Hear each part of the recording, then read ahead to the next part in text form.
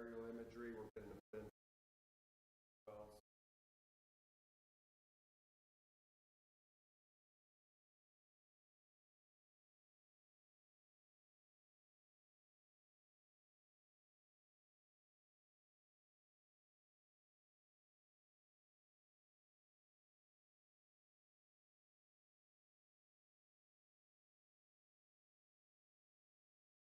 All right. We'll go ahead and get started. We'll speak into the mic so everybody can hear us. I'd like to welcome everybody to our general plan update meeting for the Kingman area. I want to thank you for coming. I know that we don't have a ton of numbers here, but like I said in other meetings, this is just the beginning process. So this is not the end-all, tell-all with the general plan for the city of Kingman. This is just the beginning stages. We're trying to get your information and get you guys to help inform the community as well, to let them know that there are opportunities to submit comments, suggestions, and let us know the direction that the community wants to go. Just to start out, I'd like to introduce myself. My name is Scott Holtree. I'm the Development Services Director for Mojave County. On our left here, we got Matthew Gunderson. He's our Planning and Zoning Manager. And Melanie Stradling is our Planner 1.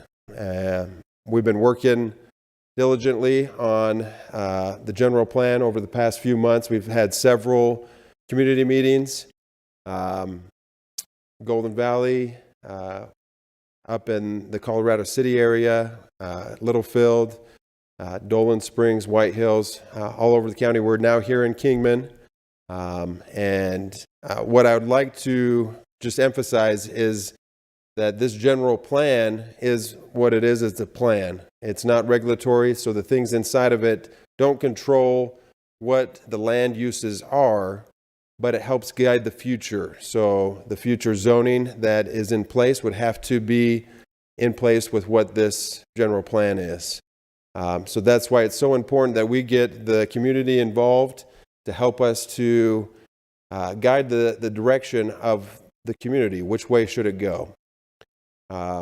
Knowing the plan designation for the area, the goals and policies for the area, the goals and policies in general for the Mojave County is all very important, and it requires the input of the community. I do know that there is quite a bit of code enforcement in this area, in Kingman area. We do have quite a bit of code violations, more particularly in the northern part of Kingman. If possible, I'd like to not have those discussed necessarily in this meeting. If that's what you came to talk about, I can talk to you personally about those and have our code enforcement team look at any potential violations that you may have. I'd be happy to do that. But what we'd really like to do is gather some information about the general plan in this meeting. So if we can keep the comments and topics related to the general plan, the plan designations, the goals and policies, that's what I would like to do during this meeting. If you have other comments regarding to maybe code enforcement or anything else, I'll be happy, more than happy to sit down with you and take those comments, concerns, potential violations, and we will look at those and move forward with those as well. But for this meeting, we'll try to stay on topic. Again, I want to thank you. Just to lay out the meeting agenda, we're first going to go through what is a general plan. So we'll look at why we have a general plan, what's the use of it, why do we need it. We're going to look at why it's so important for the residents to be a part of this general plan update. And then after that, we're going to get into the Kingman area and its specific land designation. So we'll take a look at this Kingman area, how it came about as far as the designations that we currently have, and maybe looking at some of the designations or whether or not they need to be changed. And that's where we'll get involved all together and kind of talk about that. Yes, sir. Correct. Correct. Correct. this current, what you see on these maps. So we're kind of getting into it, but the map on the bottom. The bottom one is the one that was approved back in 2015, and then the top one there is what is current of last week when we printed. So we have a general plan update every 10 years. We're required by state statute to update the general plan. 2015 was the last time that an update was done. And if you see, like Matt said, on the bottom is what was approved in 2015 for the Kingman area. Since then, you're still able to come in and get amendments through the amendment process, a minor plan amendment, or you could even do a major plan amendment. But you can see that there probably is slight changes from the bottom to the top based on those amendments from that last 10 years. With that, we're going to go ahead and get started. We're going to look at like I said, the general plan. What is it? Why do we need it? And then get into some of the goals and policies that we have, and the goals and policies that we're looking to maybe even alter or change here in the county. And along the way, we'll have time for questions as well. So I'll turn it over to Matt. All right. So as far as the general plan, so we're gonna go over what is it, why do we need to update it, why we need the public's input on it, some of the different elements that go into the general plan, those actual land use designations, the different colors that you see on the map, and then also the process to go through this update. So what is the general plan? Why does it need updating? The Mojave County General Plan lays out the goals and policies for future development within Mojave County. So at planning and zoning, we basically have two separate documents that are going to provide a look at your property. So every property is going to have a land use designation from the general plan, and it'll have a zoning designation. So the zoning ordinance is what's enforceable. That actually determines what you can or can't do on your property. Those code violations, those all come out of the zoning ordinance. The general plan looks towards the future, as Scott said. And so you want those things to match up, but they don't necessarily always match up. The kind of caveat there is that state statute requires that anytime you're going to go in and change the zoning of your property, so if you want to rezone your property to something else for whatever reason, whether you're trying to split the property or develop it differently, that the current zoning doesn't allow, the requirement is that the new zoning designation that you're changing to has to match the general plan. And so that's why this process is important. The general plan is important. That's how it shapes that future development. It doesn't necessarily say, hey, by changing this designation in this area, we're saying this is what it has to be right now, but it's saying that if someone's going to go and develop in that area, that general plan either needs to be followed or it needs to be amended at that time to match what they're trying to do. So we're going through this process because state statute requires that it is updated every 10 years. The last time we did it was 2015. So we're going through this process now with the goal to send it to the Board of Supervisors for their approval early next year in 2025. And then, as you can see, so it is kind of a living document. It changes a little bit over time. And so that we change it as we go, but it's also good to do these larger updates to make sure that we're looking at all of the goals and policies of the general plan, all of those land use designations, and making sure that it still matches what we're trying to do. So as far as the actual plan itself, so these are the different categories that we currently have in the general plan. So the context is a lot of statistical data about the county. We go into resource conservation. That's where we're talking about energy and water, community development, public infrastructure and services. We have different areas have specific area plans, and then how the plan itself is implemented. So within each of these different parts that we have up on the screen now, we have different goals and policies and implementation measures for each of these items. So natural resources, which include water and energy that we'll talk about a little bit, land use and community balance, various hazards, housing concerns, economic development, as well as infrastructure and transportation. So within each of those categories, we have goals and policies that the county, the residents want to see moving forward. And then we have here some of the different land use types that we have. So there's three main categories. So we have a rural development area, which is essentially properties that are 5 acres or larger, residential properties that are 5 acre or larger. Suburban is what we consider those, basically anything less than those 5 acres down to 1 acre. So that's probably different than a lot of people's idea of a suburban development. But that is what it is in the context of the general plan. And then an urban development area is residential lot sizes that are less than 1 acre in size. And then that is also could also include your commercial development and industrial development as well. And then not really applicable for the Kingman area here tonight, but we do also have outlying communities. There's a lot of old parts of Mojave County that are considered outlying communities, and we allow those areas to kind of continue to grow and develop as they have been, which is a little bit more organically than most typical general planned areas. So here, this is really hard to see. So this is just some of the residential and non-residential zoning codes. And so if we have questions about these later, we can certainly talk about them and go back to them. But I know that that's hard to see.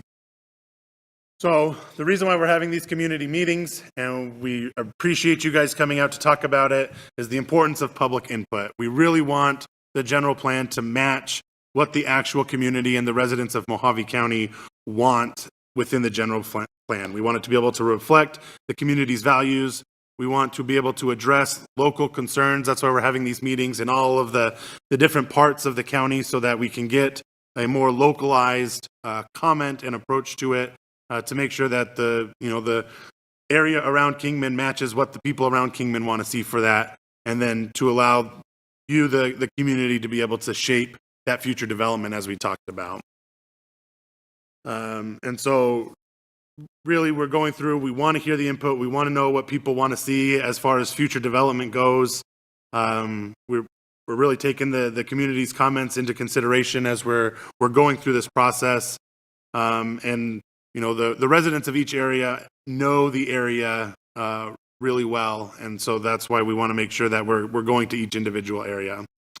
And then this participation is one of the best opportunities to have your voice heard, and how the community will evolve over those next 10 years as we do these updates, and that as we get active participation and people coming to meetings and participating, it helps this whole process remain transparent, to make sure that we're doing what the community wants and to see moving forward.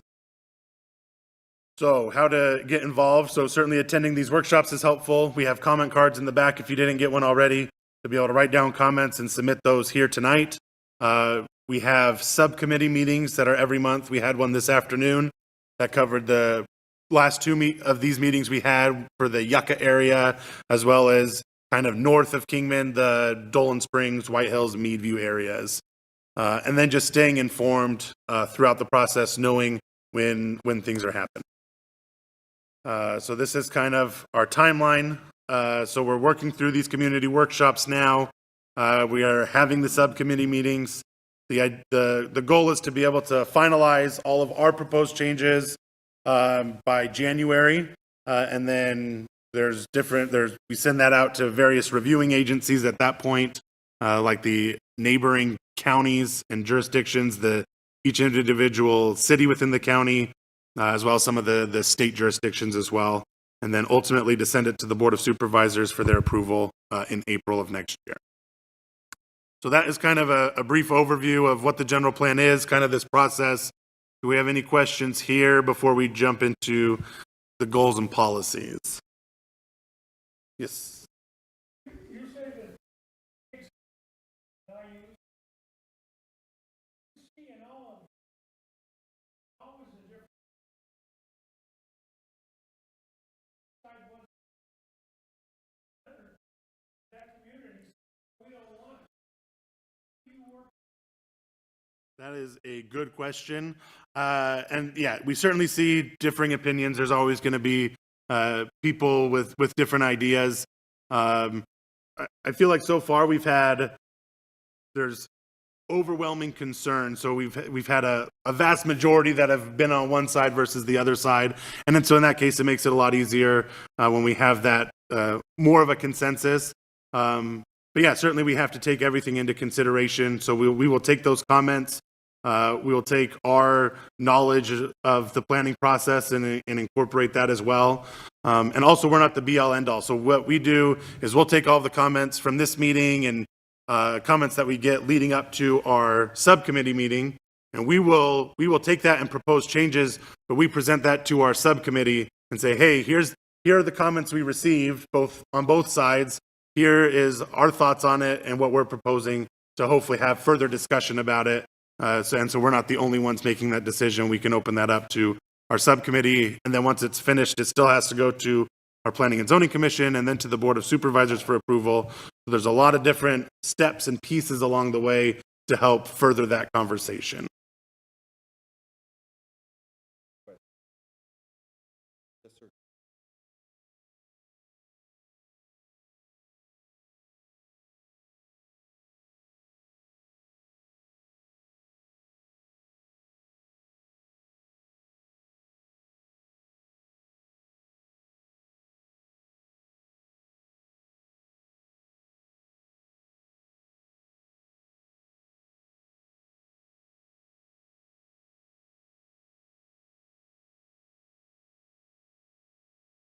Yeah, that's a good question. So typically, so a lot of this, I'll refer to kind of the subdivision process and what we do when we have people that are doing residential developments with these different designations. So like a rural development area, if you're doing a subdivision with 5 acres or larger, you can do septic systems on each of the lots. You don't have to do paved roads. You can have dirt roads, and you bring utilities to the edge of the subdivision, but you don't necessarily need to bring them individually to each lot. So it's a pretty rural development. For a suburban, if you're going less than 5 acres, you're going to have to bring in paved roads. You're going to have to provide water to each lot, electricity. So there's a lot more infrastructure that has to be brought, but you can still do individual septic systems on each lot. Whereas for an urban development, you have to do all of those same things for suburban development areas, and you're going to have to provide a centralized sewer system for that. So it's kind of that infrastructure and those amenities that are required that we're looking at there.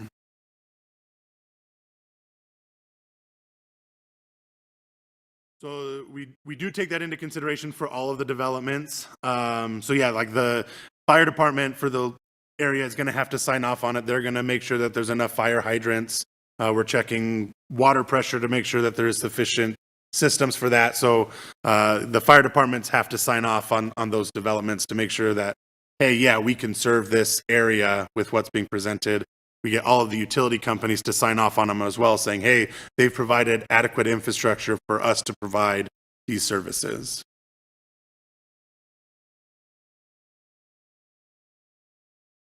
The sheriff's office has to enforce it whether we like it or not, because it's in the county.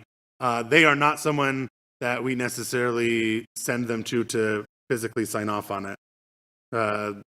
That is something we could potentially look into. That comes from our land division regulations.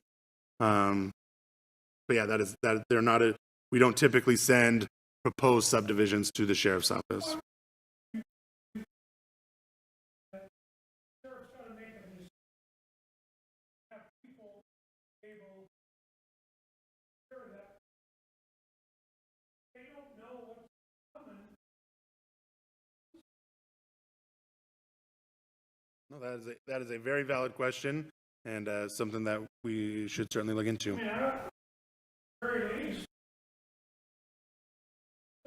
send it was, oh, by the way, 500 house, we were approving a 500 house subdivision out here in that part of town. Gives him a heads up that he's gonna have calls. When that comes to fruition, he's gonna give me the chance. Mean that 20 agencies work in unison on that. Nobody gets mine.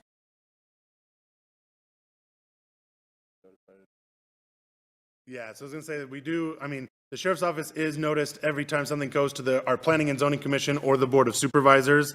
And so for subdivisions, a preliminary plat goes to both the planning and zoning commission and the board of supervisors. Final plats have to go to the board for approval. So they wouldn't be blindsided. They're just not part of the review of the actual design of the subdivision. Yes, as it's going through the public hearing process, they would be made aware of it. Yes, sir.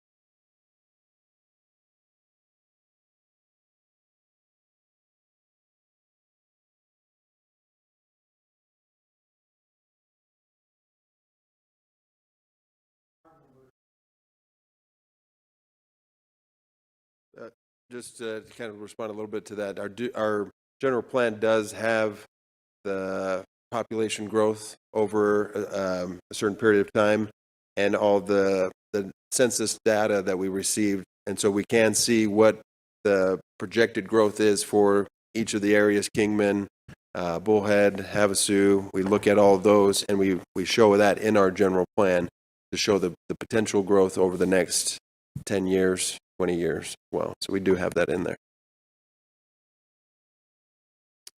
Yes, sir.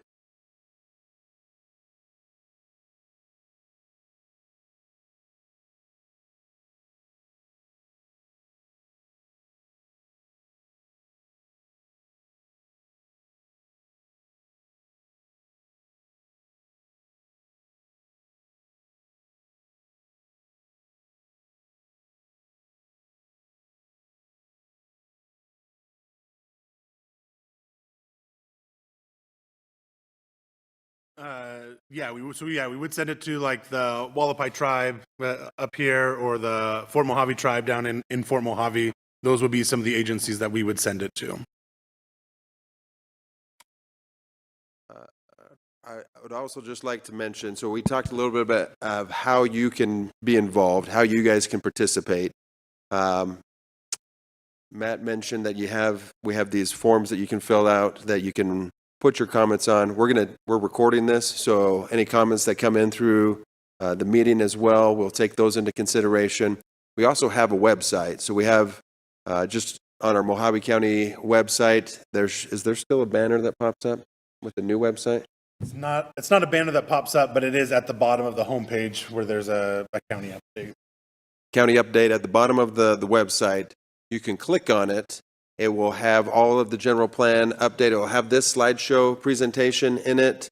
It will have all the area plan maps or the general plan maps in there.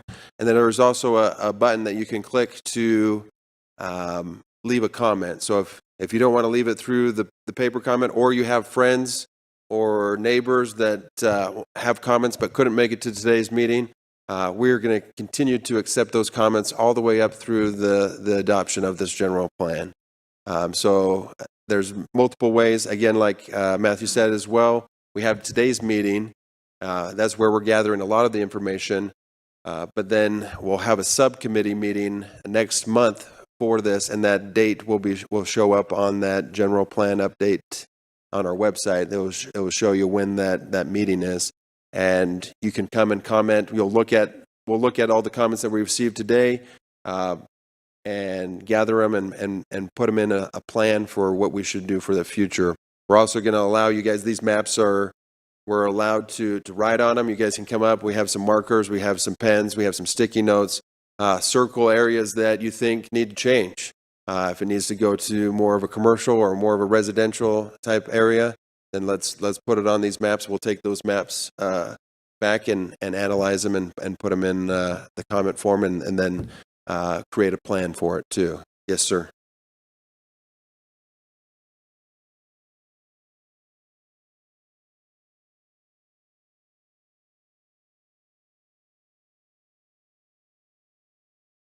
Yes, sir. We do have a plan for next month. We don't have a date, do we? So the date and we have the location, but not the time. We're looking at doing.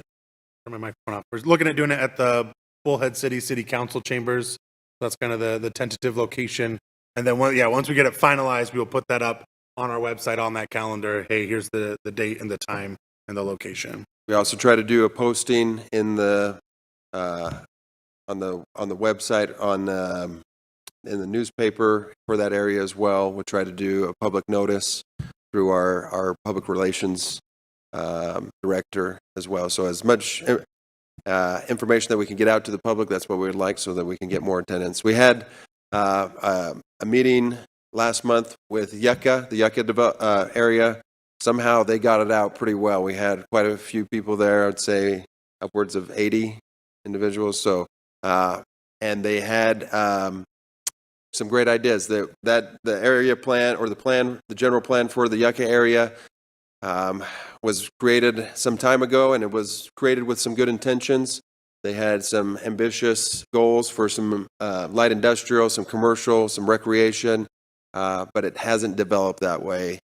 I think the 2008 recession probably contributed to that quite significantly, and the community today wanted to maintain the current residential feel and rural area that they have. And so we presented to the subcommittee today to eliminate a lot of that light industrial, the commercial, the recreation that was kind of presented throughout the community, but not wanted now through that community member. So that's what we're looking for.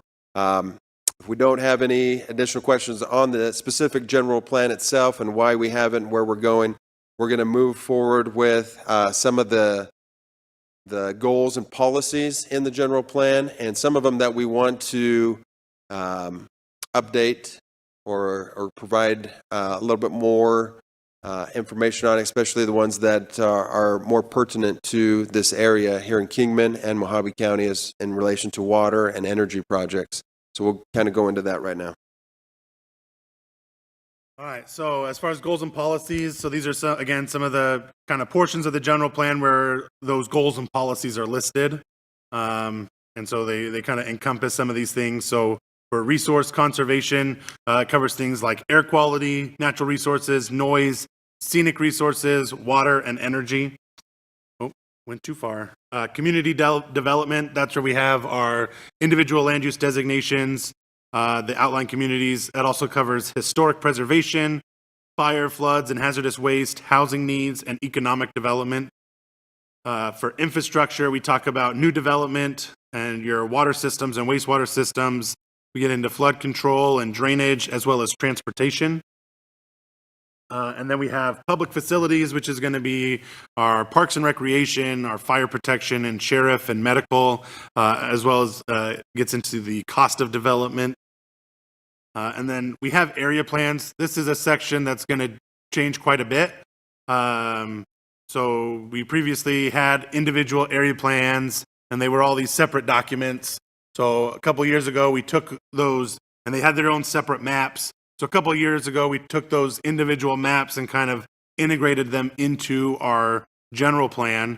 And then as part of this update, we're going to make sure that all of those goals and policies from those area plans get incorporated as well. So this is a section that will change quite a bit in this update than it looks in the previous one because of those changes. So one of the big concerns that we have, that the county has, is water resources. Obviously, in the desert, water is going to be a major concern. Some of the issues that we're seeing is in the Fort Mojave, Mojave Valley area, the MVIDD, the Mojave Valley Irrigation and Drainage District, are having to essentially turn down proposed developments because they don't have enough water allocations to support the proposed development. And then we kind of talked about it a little bit at the beginning or just before the meeting. We recently had the Arizona Department of Water Resources instituted an irrigation non-expansion area, or INA, in the Kingman vicinity for the Wallapai Basin as a result of the increased agriculture in the area and concerns over the aquifer that same aquifer provides water for the city of Kingman. And then Mojave County is continuing to fight to prevent the transfer of Colorado River rights away from communities along the river into the greater Phoenix area. So those are all things that are ongoing in various parts of the county. And so, again, because the general plan isn't a regulatory document, there's not a whole lot we can do, but we want to make sure that we're doing what we can with it. So that when things come up, whether it's proposed legislation or things like that, the county has the ability to point to our general plan and say, hey, here are the goals and policies that the county has set in this regard, and what's being proposed doesn't meet that, or vice versa. So we want to ensure that new development in the county has sufficient water resources to accommodate the new development while not adversely affecting the quantity and quality of existing development. So kind of just to take a look at what these goals and policies are and kind of some of our changes. So the current goal in the 2015 general plan says to consider the quantity and quality of water resources throughout the county. So that's pretty broad and vague, so which makes sense for a goal, but we want to kind of make it a little bit more proactive on the county's part. So we want to change that to say something more along the lines of to monitor and protect the quantity and quality of water resources throughout the county, so that we can point to that saying, hey, this is what we're trying to do.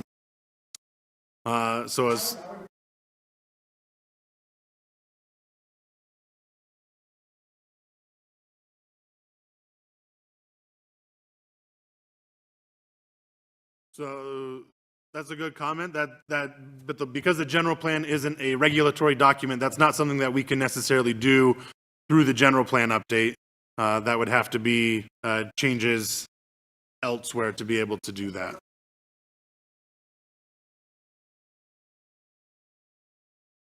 Yeah, and certainly water is a big concern, but the general plan has to take kind of a wider view and a bigger picture at it.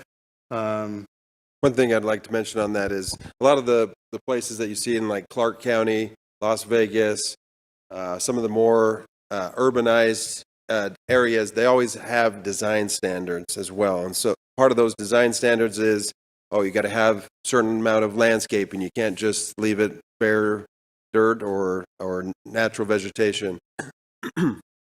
And so with those requirements, a lot of companies, subdivisions that were putting in grass or more water intense type landscaping.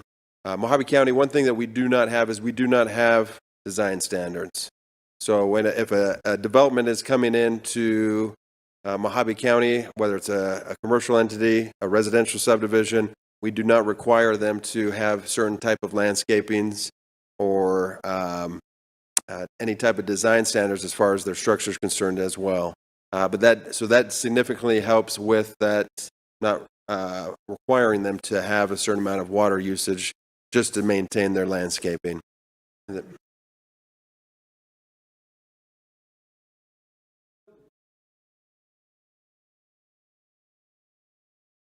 Yeah, we don't require them to put in any vegetation at all. So that's.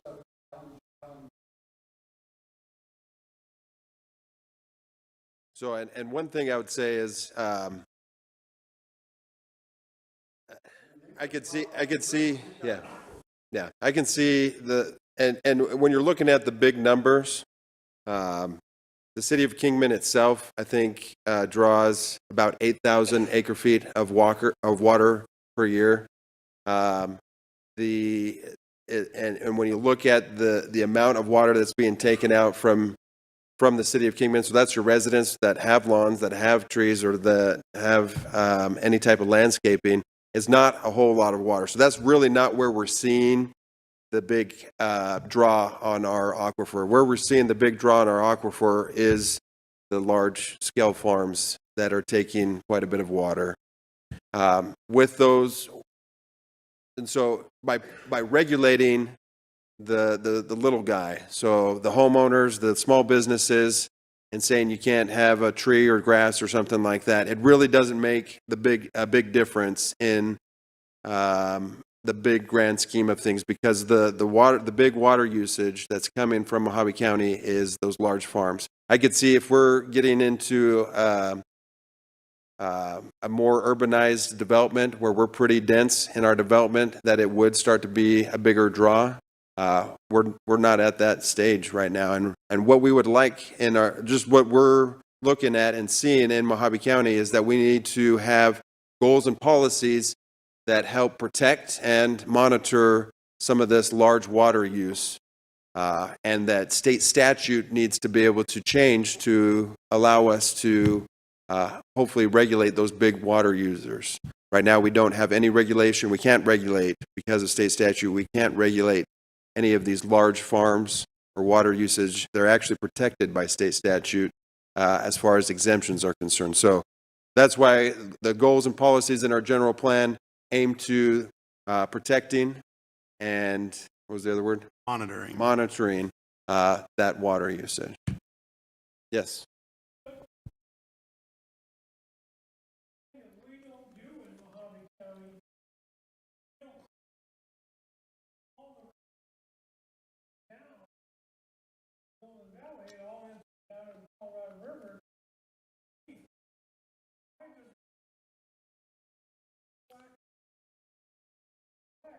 rainwater and get it back down in town, so we're not dependent on the natural going back in.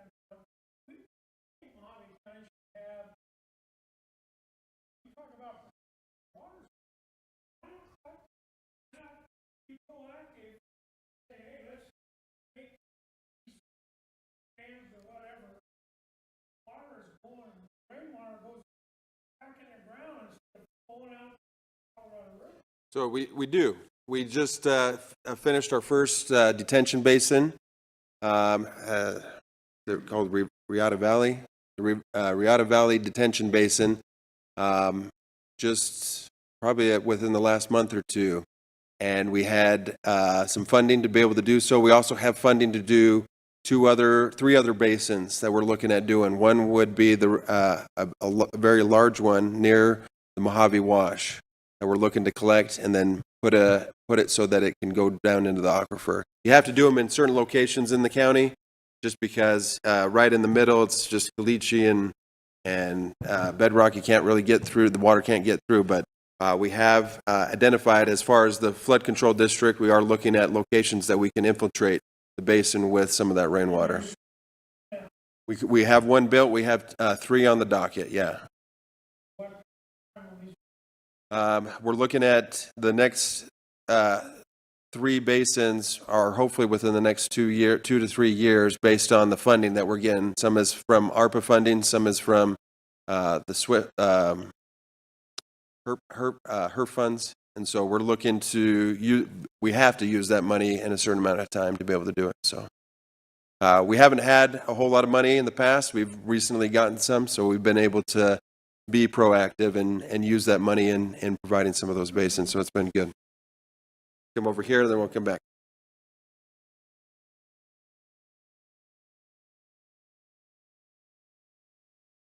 Absolutely, yes.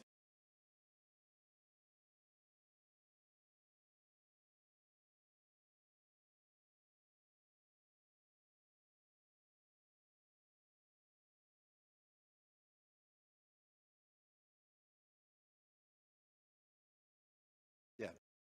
So this document here that we're looking to update, that we're mandated to update, is a general plan. We do have a zoning ordinance that is regulatory. That zoning ordinance regulates what you can and can't have on your parcel, the amount of open lot storage. That's where we're getting a lot of our violations, is a lot of open lot storage on people's properties, whether or not you can live in an RV on your property. And so those code violations, we do see quite a few of them here in the Kingman area, north of Kingman. We're working on quite a few of those, and those are regulated by that zoning ordinance. This general plan is the plan for the community. Which way do we want to go? Which direction does Kingman want to go?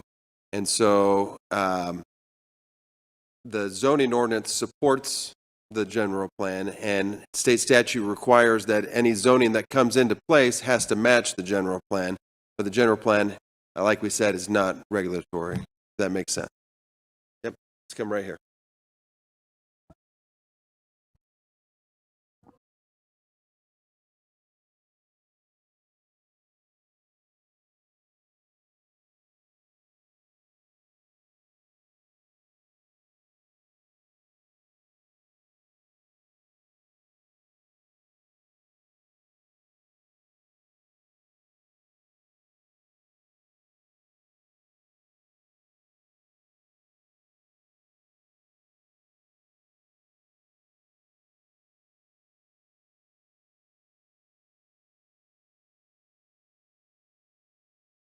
I like it. That's a good comment. It's a good idea. Unfortunately, state statute, and that would be great, and that's what we do for energy projects. We just recently changed our ordinance to only allow energy projects in industrial type zones. And so it's kind of limited where those can go. Same with commercial, industrial type uses. So that's how we do regulate things. One thing that we can't regulate, or a few things that we can't regulate in Arizona based on state statute, is farming or agriculture. And so there's a state statute that says that any ordinance by Mojave County cannot regulate farming, grazing, mining, metallurgical, whatever that is. Those are the items that we cannot regulate with our ordinance based on state statute.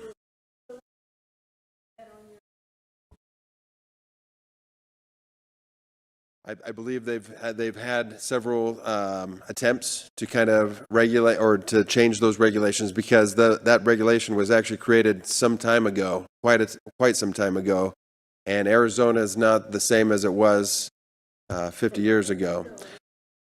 I think they have attempted to do that and have not succeeded. I think there's quite a bit of opposition on it.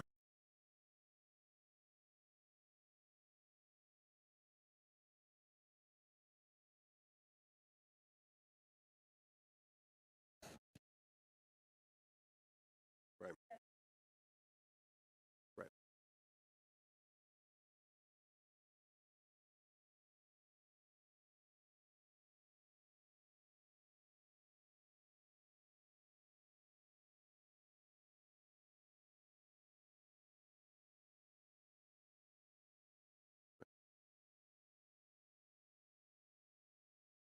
Right. So I believe, yeah. So that's where we are currently. We're not regulating the small end little user right now, because we're not like Las Vegas or Clark County. But what we are looking to do, and I know our Board of Supervisors, the supervisor for District 1, Travis Lingenfelter, is a big advocate on being able to hopefully regulate some of these big, large water users. We recently got the INA, like we said, the irrigation non-expansion, which does keep it from continuing to grow. It's still quite a bit of water that they can take out currently, but they're still looking at rural management areas that would allow the local agency to have more of a say on how much water they could use. We'd still have to allow the use, but based on state statute, but we could also monitor and protect our water as well, especially if we're getting depleted or it's in stress. Right.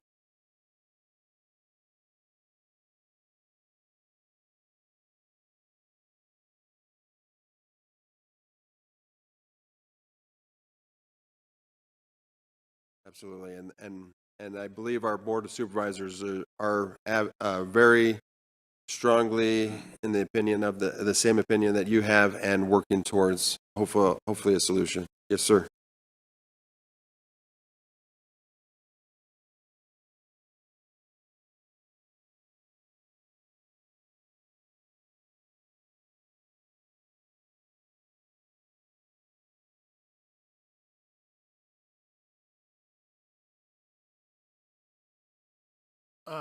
That's a good question.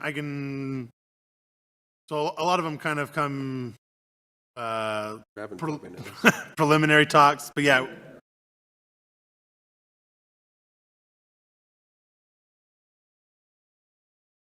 Irrigation and Drainage District.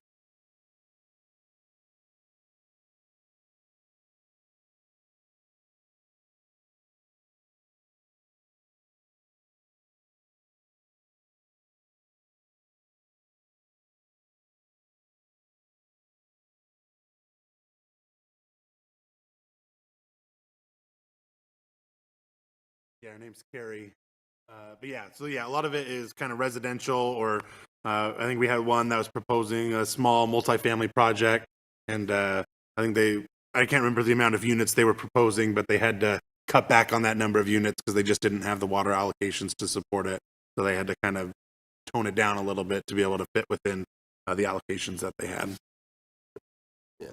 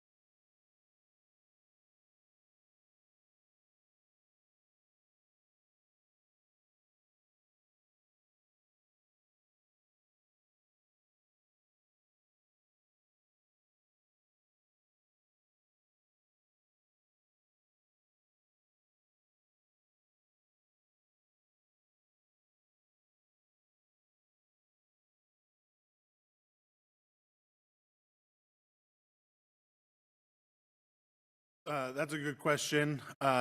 So here in the Kingman area, we've done a lot of work with the Wallapai Basin, and we've been looking at it for quite a while as the county's been pushing for the INA that was just approved.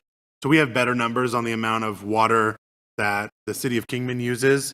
But like Scott mentioned, state statute doesn't allow us to monitor water usage. So we don't have the ability to monitor in specific detail how much water everybody is using. There's probably a way to compile it if you're looking at all the different utility providers for water, and they could get you some numbers. But that's not something that I'm aware of that we have. One thing that we have received direction from, like you asked about receiving direction from our commission and our Board of Supervisors, we have received quite a bit of direction from some board members. One in particular, Supervisor Lingenfelter, District 1 Supervisor, has requested that we do some type of water budgeting within our general plan, and we intend to put that in the plan as well.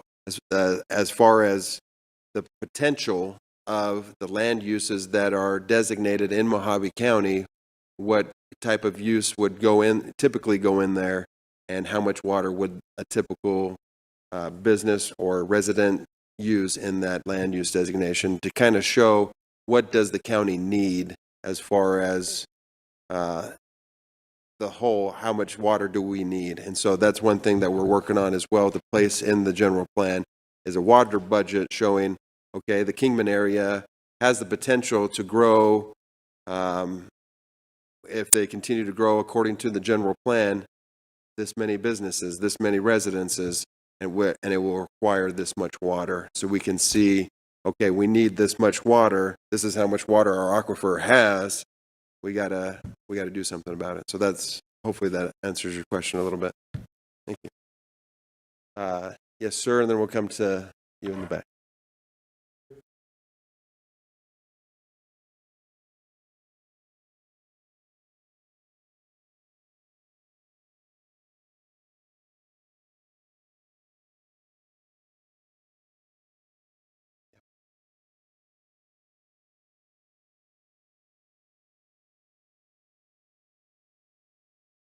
So we're gonna get into that a little bit. If once we answer a few more of these questions, we're gonna get into. We're still on the goals and policies. We'll finish up our goals and policies, and then we're gonna get into the specific area of Kingman. And if you notice, where one of those interchanges is going in, there is some privately owned land that has land designation, and so that's what we would like to hear from you guys. What are you guys, what's envisioned for that area as far as growth for the county near that interchange? And that's what we would like to get from the community to be able to put into the plan. So we'll get to that in just a little bit. Let's go to you, ma'am.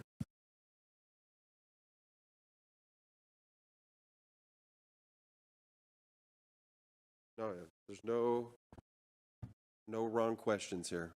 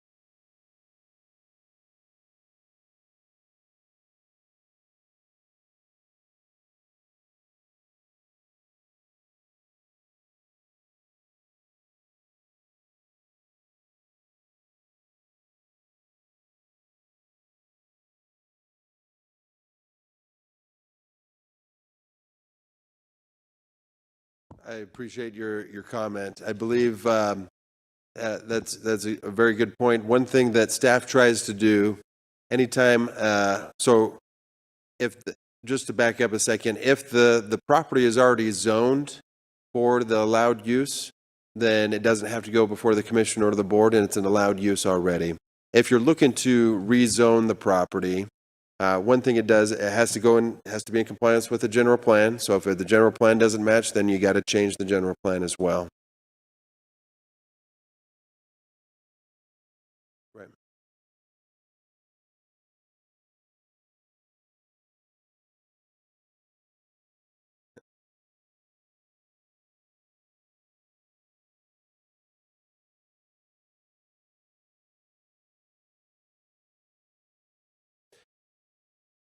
Right.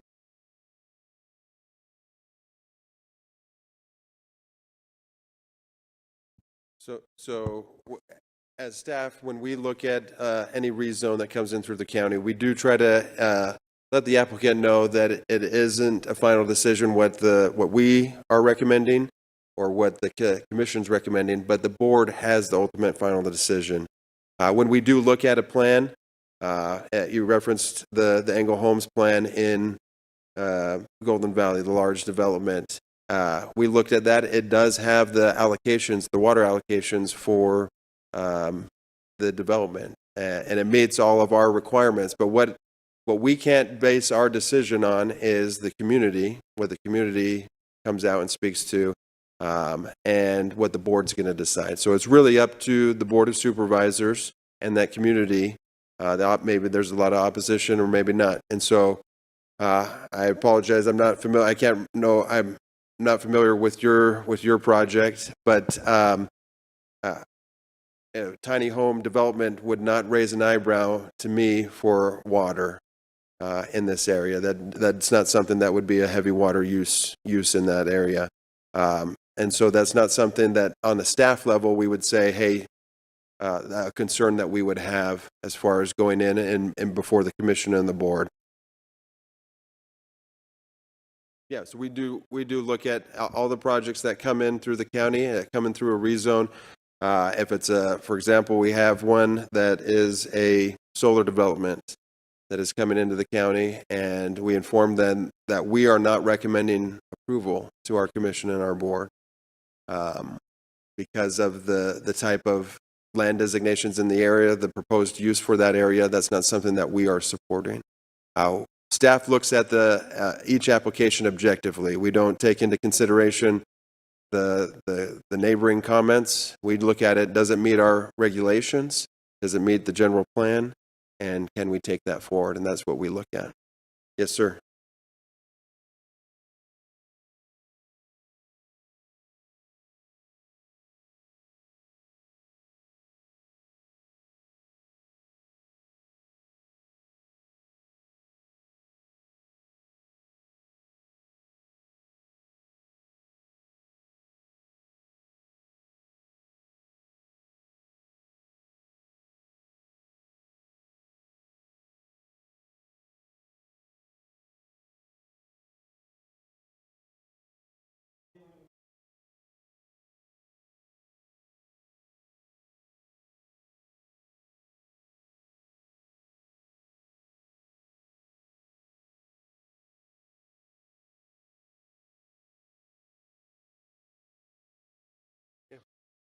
With that, let's finish up the goals and policies, and then we'll kind of get into the Kingman area, and then we can start gathering some information on the direction we would like to go.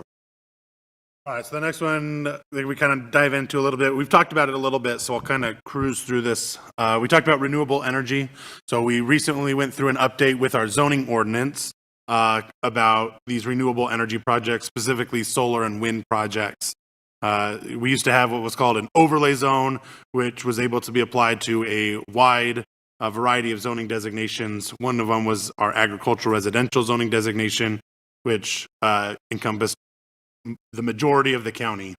And so there was a lot of different areas you could put these types of projects, but we've seen a big increase in proposal of these projects. And as they were continuing to come in, the opposition to them was becoming more and more as well. So we kind of put a moratorium on these types of projects while we went through and updated our ordinance. And so the result of that is that we changed where they were allowed to manufacturing zones. So our M2, which is general manufacturing, and MX, which is heavy manufacturing, with the idea being that those are zoning designations that are typically already separated from residential areas. And so now moving forward, those are the zoning designations that are required for any type of solar or wind project. Scott mentioned we had one that has applied for a rezone in a rural part of the county. And so we're looking at that with the new update, putting a manufacturing zoning designation in the middle of a rural area doesn't make a whole lot of sense. And so that's why our recommendation is going to be won't be for approval of that project as it goes through the public hearing process. So what we wanted to do was still be able to create a clear path forward so that anybody trying to develop those types of projects knows, hey, here's where it's allowed, this is where I need to look. And that we also wanted to separate those from residential areas. So again, with the kind of the goals and policies aspect of that is that the current goal is to encourage the efficient use of alternative energy sources by residential and non-residential users. Kind of an upgrade to that or update to that would be to encourage the efficient use of appropriate alternative energy sources in conducive locations.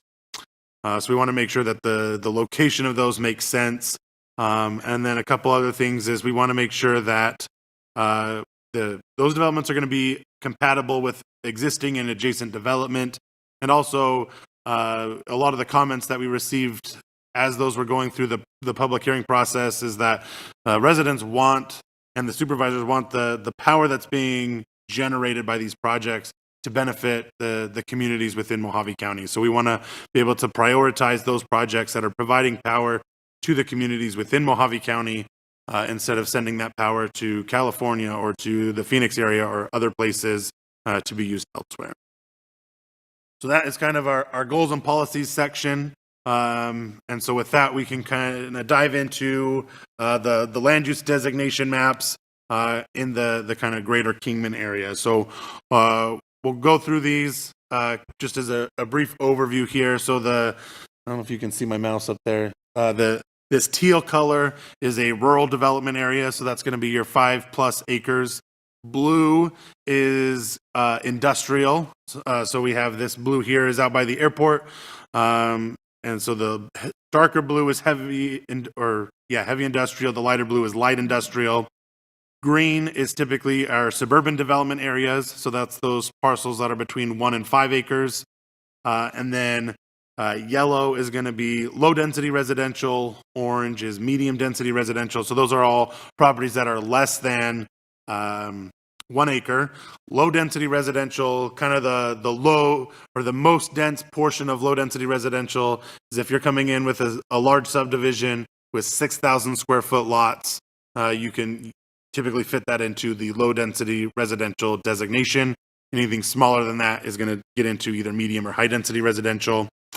And then the red that you see is a commercial designation. So that is kind of the general overview, but we'll kind of show it in more detail in different areas here. So here is north of Kingman, going up Stockton Hill Road. So as you're going up Stockton Hill, a lot of this area is going to be rural. You do see these smaller lots in here, kind of north of the Butler area. There are a lot of 1 and 2 acre lots, and so that is that suburban development area. Right as you're going up, there is a stretch of commercial development along Stockton Hill Road. There are businesses there. There's also a few vacant properties that have that general commercial designation as well. So that's kind of Stockton Hill as you're driving out of town. So here's, again, here's Stockton Hill Road. Where am I looking at? I don't know what the dotted line is here. So yeah, here's Bank Street. The dotted line here is Jaggerson. So that's kind of the north boundary of the city limits. This purple here is public facilities. That's going to be Mojave Community College. So we have some residential subdivisions in here that you see as low density or medium density residential.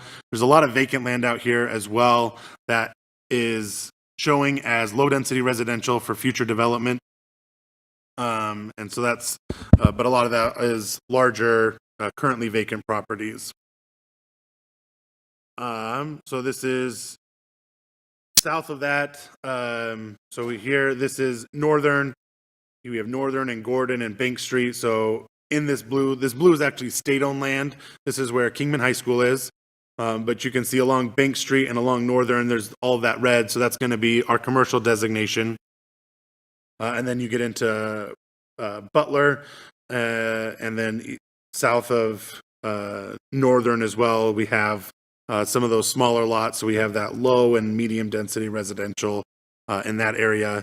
Here along Route 66, you see some industrial. So this dark, again, is the airport area, but there's a lot of light industrial or commercial along Route 66 as well. So this is kind of moving up Route 66. So again, the airport, this is the Grace Neal Parkway that is planned and not built out yet. Can I see Thompson on here? Oh, this is the Long Mountain Ranch. Is that Long Mountain? Ranch at Long Mountain. This is Thompson Avenue here. So again, there's a lot of lower development. This area up here with all these different colors drawn out, this is actually an area that was part of a planned development that had a development agreement. It actually just reverted. That development agreement just expired, and so the zoning changed. So this is probably an area, there's existing farms up here. This is probably an area that we could look at changing away from all of these different uses to either a rural development use because of the large farming parcels, or maybe suburban or something a little bit different there. And then as you're going out of town, there's some, out by the airport, there's a lot of manufacturing zoning out here that's actually in a suburban development area. So that's something that we could take a look at maybe extending this light blue area to match the existing zoning. But then you also have smaller 1 acre parcels of residential, which does match that suburban development area. So that's kind of that area there. This is Valley Vista. We are going to have another meeting in Valley Vista as well, but just in case anyone here, I mean, that is still kind of just outside of Kingman. So just wanted to show the Valley Vista area as well. All around the developed area is a rural development area. Most of it is going to be your low or medium density residential. There's some commercial designations. The green is going to be commercial recreation. That's the golf course. And then you have some neighborhood commercial further north as well. So that is kind of that area there. And then it was brought up about the new interchanges. So here's I-40. This red is going to be like the truck stop out at DW Ranch Road. And then we have Wallapai Mountain Road. So this kind of grayish blue is city limits. So that's not something that the general plan is going to look at. But then as you get to the unincorporated areas outside of that, we have some suburban development area here, low density residential out here, and some industrial. This, I believe, is the wind farm, or the windmills that are just outside of town there. So that's kind of, here's Wallapai Mountain Road as it goes up into the Wallapais. And then this is south of Kingman. So here, again, this light blue up here is the city limits. So as you get out of it, we have to the west of I-40 is commercial designations, and then east of I-40 is industrial. So out here, again, up here you have the windmills. Down here is going to be like Nucor, that area. And then this is the exit on Shinarump. So as you get off of Shinarump and get out of the area right off of I-40, it gets into suburban development area and those 1 acre lots as that goes out into Golden Valley. So that is kind of a speedy, brief overview of what we have out there. And I can go back to maps as we open it up for comments or questions. But yeah, what we would like to see is ideas for growth, where we want to see maybe potential changes or parts of that area that we really like. So open it up to questions and comments, and then also you have the comment cards as well to write those things down on. So with that, I think we can open it up. Yeah. One thing, just before we get into some of the comments, I would just like to add, a lot of the Kingman area, I believe, fits the land designations that are proposed. But like Matthew said, the northern part that had an area plan that got erased, that's something that we're looking to change, as well as any new proposed development around Kingman. And so that's where we would like to get your comments. What are you seeing? What do you feel the direction of the Kingman should go? So with that, we'll go ahead and open with questions. Go ahead, sir. Yeah.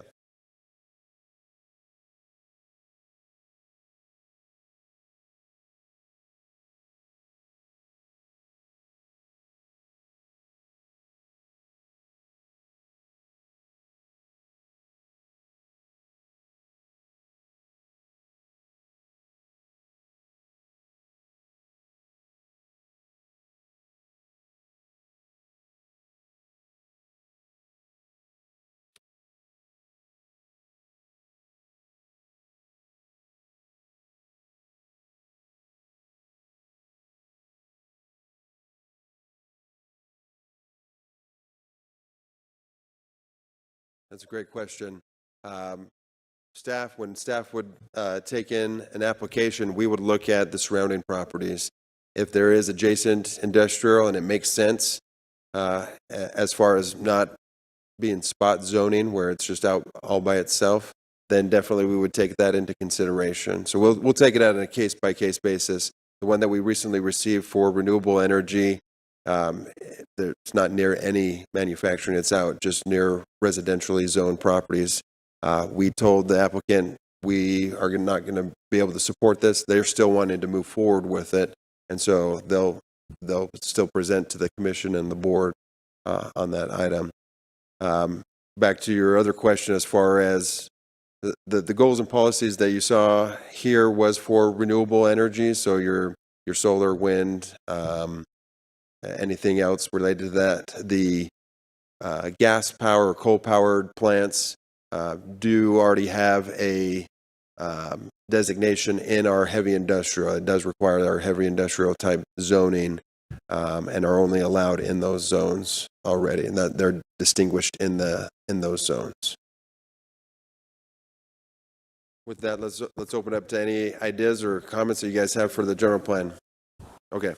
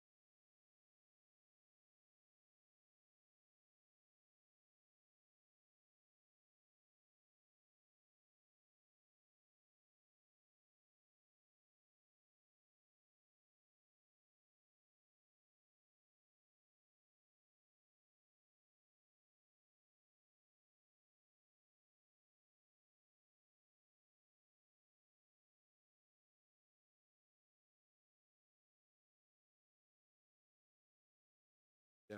So, just to kind of respond to that, we do as far as the renewable energy ordinance and in regards to solar and where it's able to be located, we do not regulate the use of putting it on your private business, your home, for your general consumption. So that's something that does not require the manufacturing type zoning. You can still put it on your house, you can still put it on your parking lots, you can still put it on your business.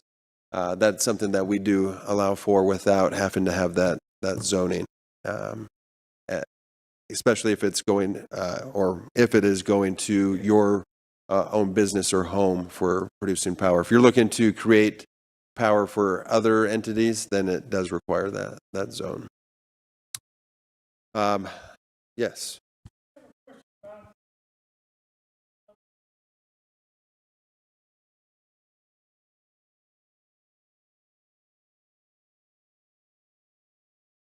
The one that's on state land? BLM land?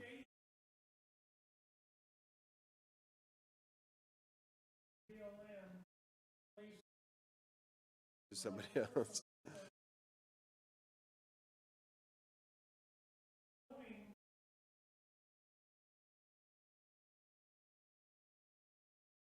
Oh, wow.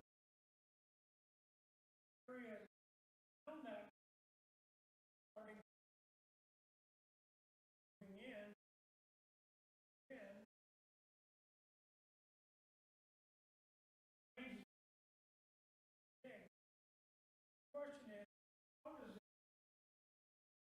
zoning look at that area around that lane? Are there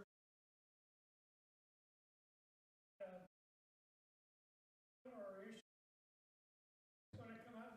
It's going to come up. Already hearing talking about what their hours about. So step in there.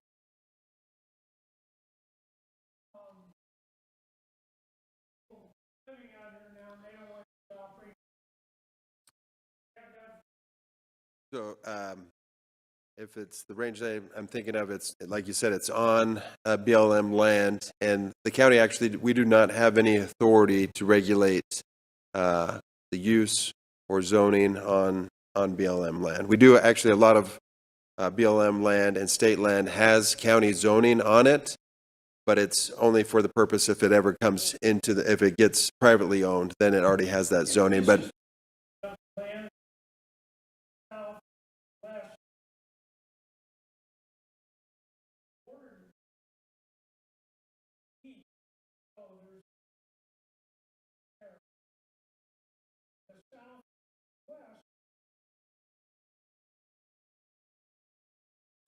yeah, we might have to pull up a map and look at it. If you want to look at it with us after, we can go and see. I believe it's mostly just residential for that area as far as the county is concerned. But if the range is on BLM, we don't have any jurisdiction over the range. the county can't go to things.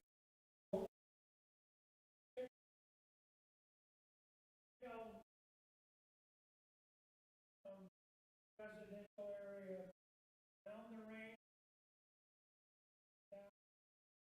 No, so even if it wasn't, even if it was on county land and it was a use that was done in the 30s or whenever you say it was, that would essentially be almost a grandfathered type use and or a non-conforming use according to our zoning ordinance, because it was prior to any zoning ordinance coming into effect in that area. So if it was on county, we wouldn't probably be able to do much.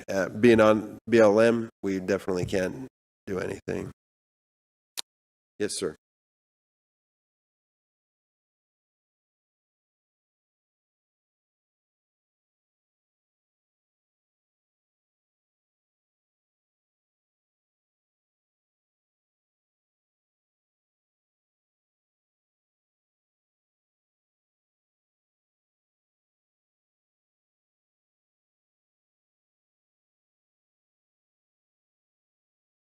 I think if we were presented with a petition of that sort, I think we would direct them to Game and Fish directly, because they are the regulatory, or not Game and Fish, but the BLM directly, because they're the regulatory office on that. We are a cooperating agency a lot of times with Game and Fish and BLM on a lot of their projects. We can definitely be a facilitator and say, and if they're approaching planning and zoning and saying, hey, well, this is our concern, we'll reach out with them to the BLM or the Game and Fish, but ultimately it would be Game and Fish or BLM that would be able to do anything. One thing I would say was we did receive from Travis. I don't know if you have some comments. Would you like to come or present anything? Yeah, so I mean, if you'd like to present that, or if you just wanted to, we did receive comments from Angle Homes and their proposed development for that area near the Rancho Santa Fe interchange. We're looking at keeping it in a kind of a low density type residential zoning, I think. Is that what we currently have? But then also allowing for some commercial, especially with the interchange, and there's a parkway that will be going through that area as well. Wanted to maybe get the consensus of the group on that. Is that something that you guys would see a benefit for that area, or for Kingman in itself? Do you happen to have the plan by chance? Buried in my emails, I do. Oh, he have paper. Yeah, if you want to put it up here. Yeah, come up here. Let's see if we can get it on our camera, and then you can use this microphone to kind of. What we're asking in this area.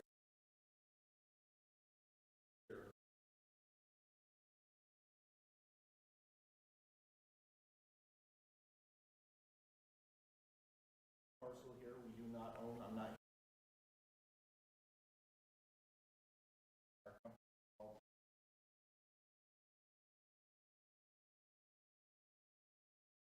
The Dutton family. Hold on one second. Jeremy, are you able to get that up on the? Nope, we can't do that. Sorry.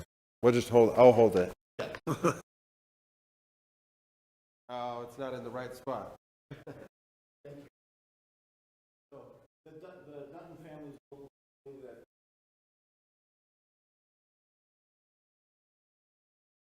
all currently low density.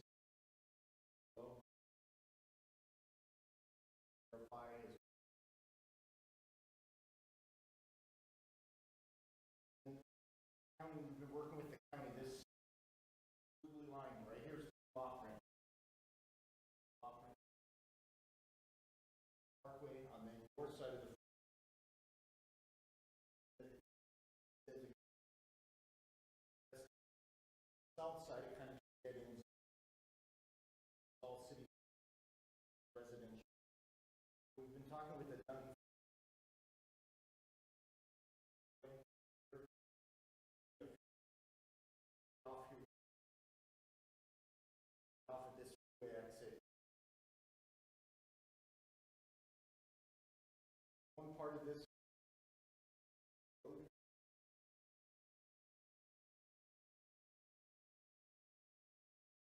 Everybody knows. We're also asking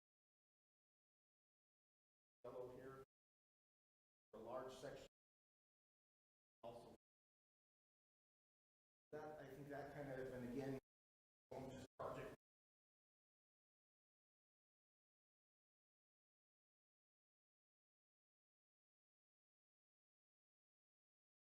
Right now,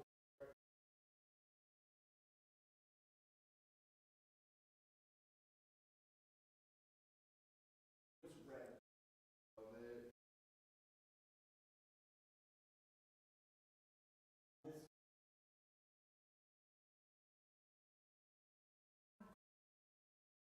So this commercial is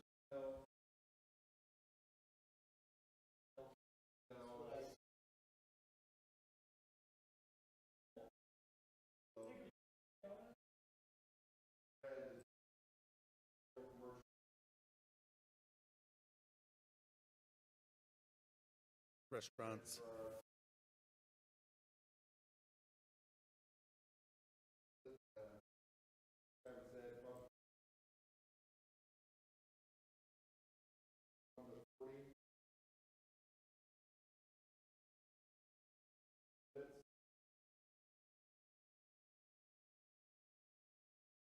all the way down.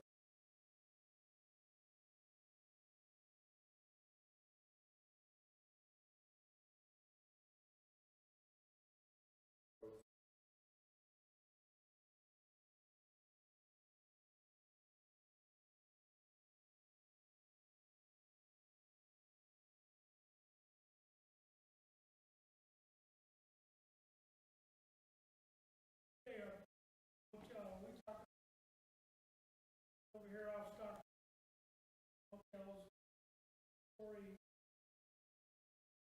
Potentially that could be, yeah. I mean, obviously it's all going to depend on future developers and what they can foresee and what they propose, but the general commercial zoning designation that would match up with that general plan designation would allow for anything in that range. Right now, I don't believe, the zoning isn't currently in place in that area, but it would be, this is proposed for the general plan is what they're presenting. So yeah, one,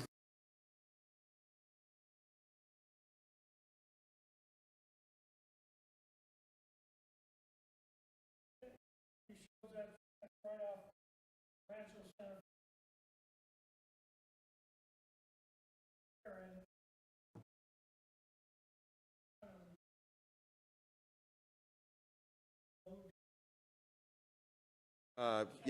Yeah, Rancho Santa Fe is about a half-acre lots. yeah, so our designations, that would be technically be an urban density. Rancho Santa Fe is inside city limits, but they're half-acre lots. Most of Rancho Santa Fe is half-acre lot, which in our general plan would fall under the urban development area land use. They're gonna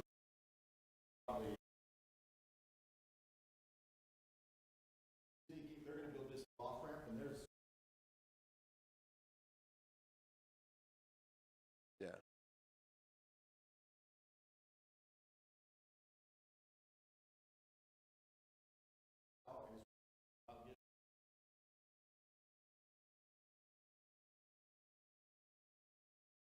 and we're talking about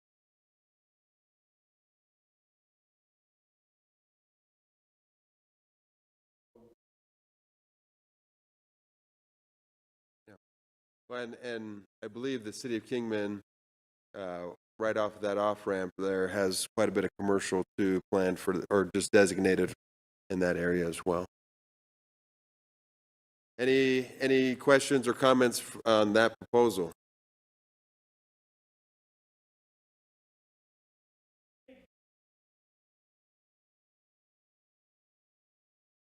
in the interest of transparency, that in those communities up there, that may be shown this, given what you're.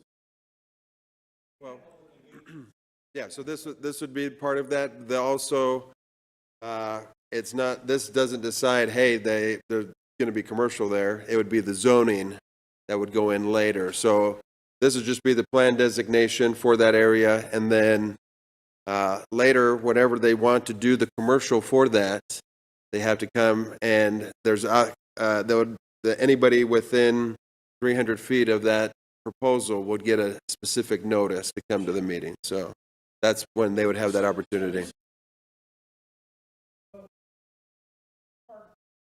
So that's going through our Public Works Department and their infrastructure and their maps.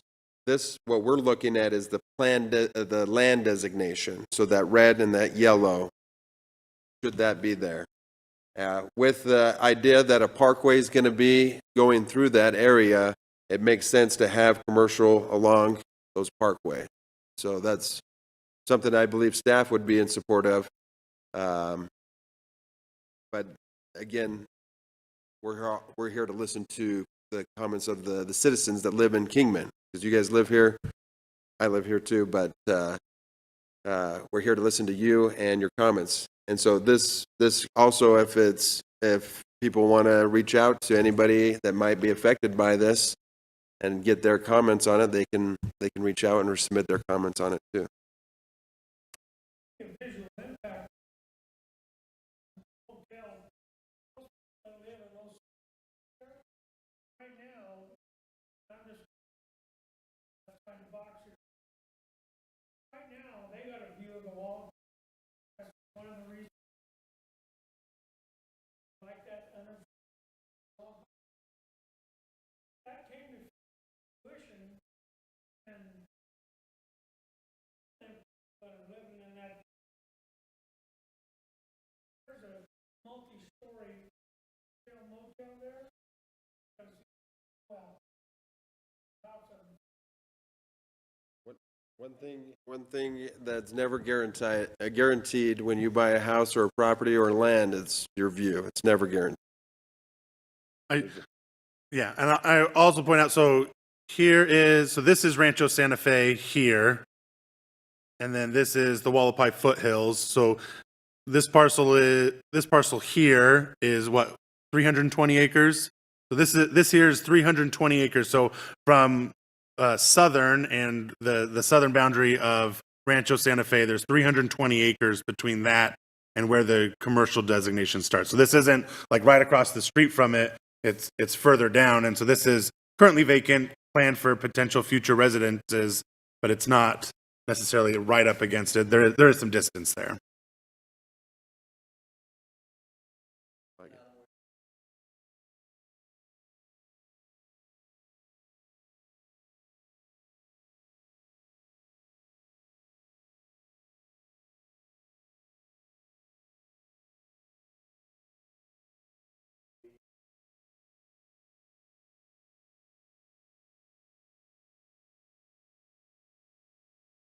Yeah, I mean, certainly if you're going to build a 4 or 5 story building, that's going to affect the view. But if it's not that tall, and if it's residential, or if it's retail or restaurants or things like that, or a smaller hotel, because of the distance, that view impact lessens quite a bit.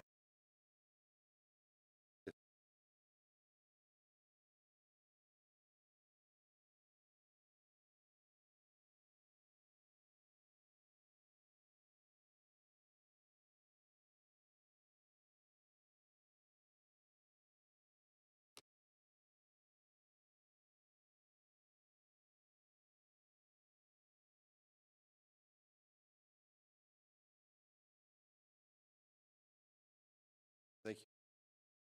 Yes, sir.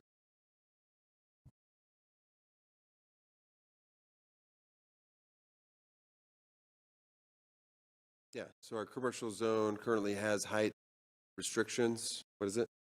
I want to say the C2 zone is 60 feet. Does that sound right? I don't know.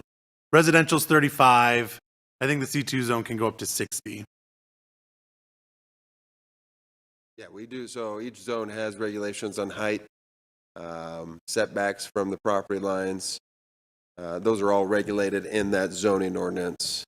And as it goes through, so like I said, so the zoning designation out here is going to, I think it's AR 10 or AR 36. So they have to go through that public rezone process. And if there were concern, if 10, 15 years down the road, a hotel is proposed and there's concern by the neighbors about it, and hey, we don't want it this tall, as it's going through that public process, the Planning and Zoning Commission or the Board of Supervisors can add conditions to that and say, yeah, we can approve this zoning designation for this type of land use. However, we're gonna cap that at, 2 stories or 3 stories, or we're gonna put a limit on that because it still has to go through that public hearing process. So there's abilities and there's ways to make sure that whatever future development is going in is gonna fit the area still whenever it's ready to go in. Like was mentioned before, this really is a very high level view of, okay, this is what we want for this area. It's going to take quite a bit of time to get to that and a lot of work. So you do have to go through that rezone process. You're going to have to go through the development standards. You're going to have to meet all of the infrastructure requirements. And so this is just very high level. Eventually, someday, this is what the plan is showing right now.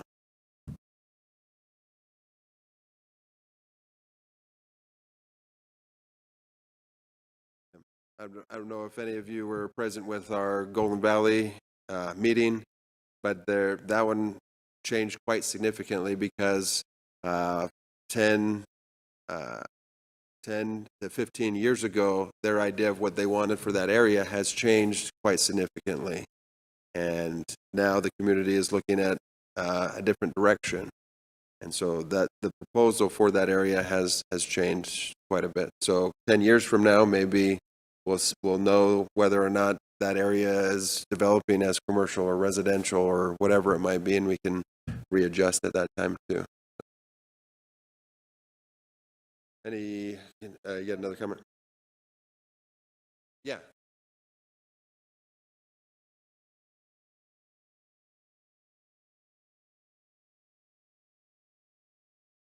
That not Iron Bank. Sorry, I don't have a great cutout of it, so I think it's right here. Yeah.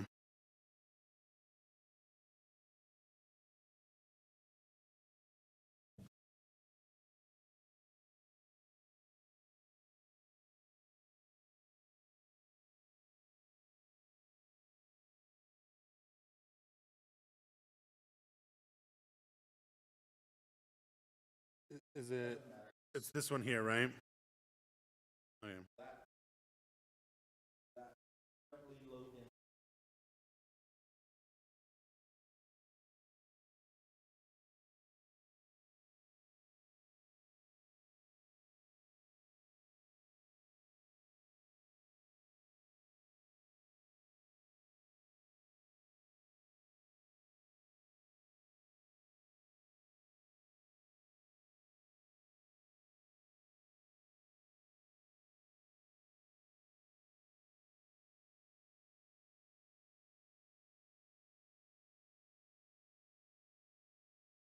Yeah, and so medium density, so this here is medium density, so there's medium density in the area.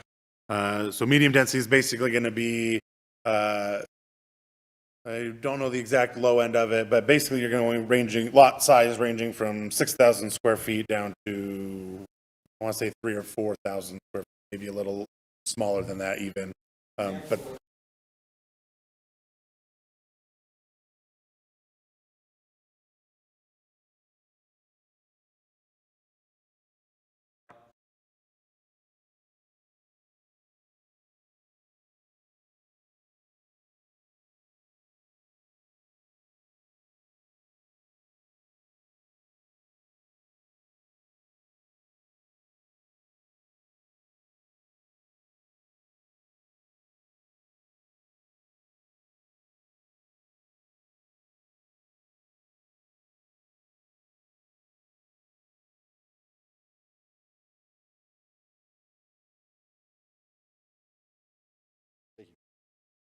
Yeah. Any thoughts on that proposal from anybody else? One thing I would suggest is either leave us I think you gave us the other document. Did you give us this one too? yeah, I have that. I have that one. We have both of those. Any others comments that anybody has for the area and or goals and policies that that we'd like to entertain as well.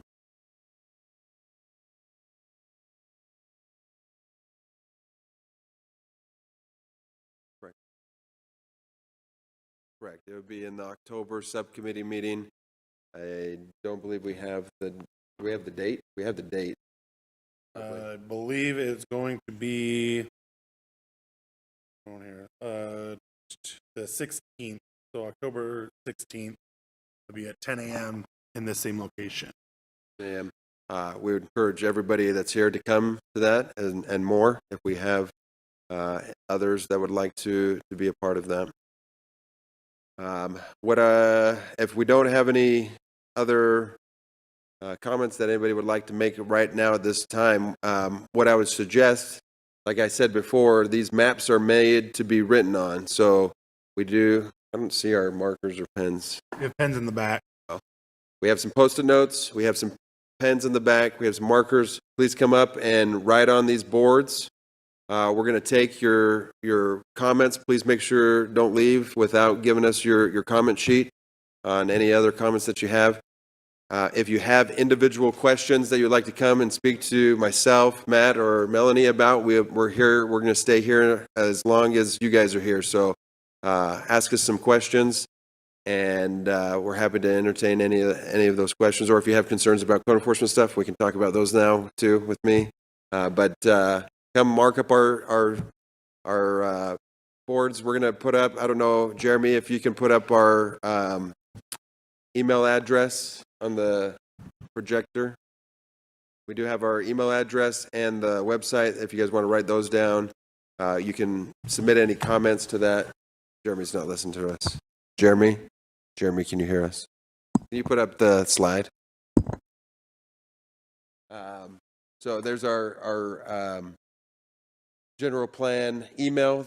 All of those, any comments that come to that email come directly to us, and we'll sort them to the specific area that it's associated with and provide it in the update that we're looking at. And then that's our website. If you go to our website, you're able to find the page to be able to see these maps, see this presentation. Like it should be a banner down at the bottom. It's an easy, quick link to that page, or you can find it through the Development Services page as well. So, with that, we'll go ahead and leave it to individuals to come up and make any comments or come ask us any questions that you particularly have. And please, again, thank you for coming and provide your comments to us. If you don't forget to leave your comment sheet with us. So thank you.